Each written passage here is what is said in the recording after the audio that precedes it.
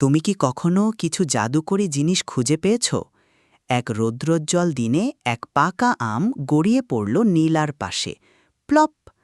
নীলা আমটি হাতে তুলে নিল।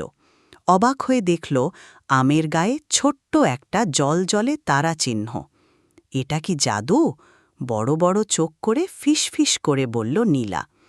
একজন বড়দের সাহায্যে নীলা আস্তে করে আমটি ধুয়ে টুকরো করল। সে জানত ঠিক কী করতে হবে। এক টুকরো গেল দাদির কাছে, এক টুকরো বন্ধু ভাবাপন্ন পাশের ছেলেটির জন্য, আর এক টুকরো গেল পায়ের কাছে গুনগুন করা ছোট্ট বিড়ালটির জন্য। দাদি হেসে বললেন, তুমি যত বেশি ভাগ করবে তত বেশি আলো ছড়াবে মা। তারপর নীলা আমের বিচিটা একটা টবে পুঁতে দিল।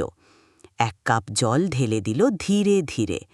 সে মনে করল গাছের শিকড়কেও বিশ্রাম নিতে হয়। রাতে টবের ভেতর থেকে হালকা এক আলোক ঝলকানি দেখা গেল। জাদু সত্যি ছিল।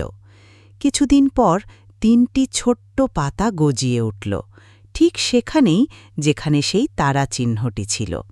নীলা শিখল ভাগ করা, গাছ লাগানো আর কোমল হৃদয় থাকা, এই 3টাই আসল জাদু। আরও এমন সুন্দর গল্প পেতে হলে আমাদের ইউটিউব চ্যানেলে সাবস্ক্রাইব করো আর ফেসবুকে ফলো করতে ভুলে যেও না কিন্তু।